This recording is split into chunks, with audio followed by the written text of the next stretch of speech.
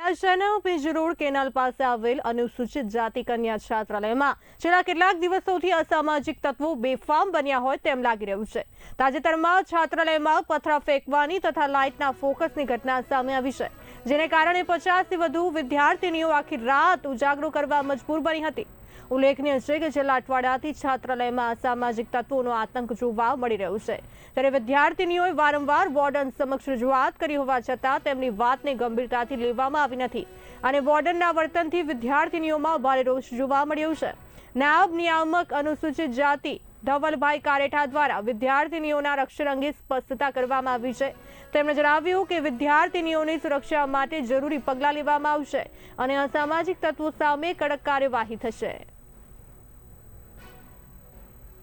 જે છાત્રાલયનો પાછળનો ભાગ છે જ્યાં નહેર નીકળે છે ત્યાંથી પાછળ આપણે જે વિલાયતી નળિયા પડ્યા છે ત્યાં કોઈ રાતે અવાજ કરતું હતું। આપણને જાણ થઈ એટલે આપણે જે સિક્યુરિટી વધારી દીધી અહીંયાની। ત્યારબાદ આપણે જે નજીકનું આપણું પોલીસ સ્ટેશન છે એમને જાણ કરેલી, તેમજ આપણે જે ટોર્ચની બધી વ્યવસ્થા કરીને અહીંયા રાખેલ છે।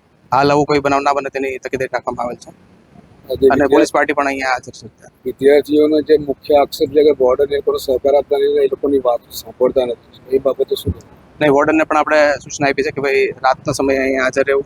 તેમજ જે આપણી પાસે ટોટલ 3 સિક્યુરિટી ગાર્ડ છે, લેડી સિક્યુરિટી ગાર્ડ, તેઓ પણ અહીંયા રાતે હાજર રહે છે।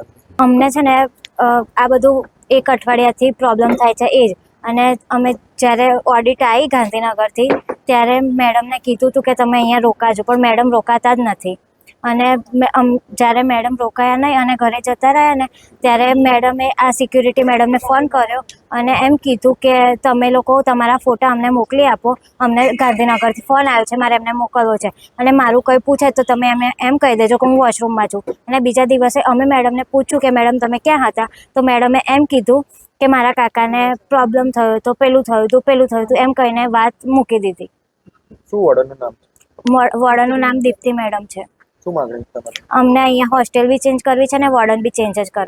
રાત્રે કોઈ ઉપરથી અમને આભાસ નથી થતો, એક છોકરીને આભાસ થાય, બધી છોકરીઓને આભાસ ના થાય।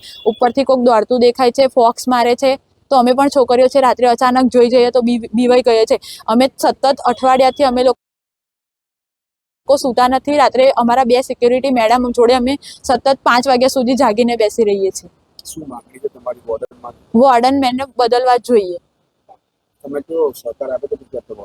ના, સહેજ બી નહીં। અમે લોકો કંઈ બી કહીએ તો અમને એવું કહે છે કે તમે લોકો નાટક કરો છો અને ગમે તેવું, અમારી કોઈ વાત સાંભળ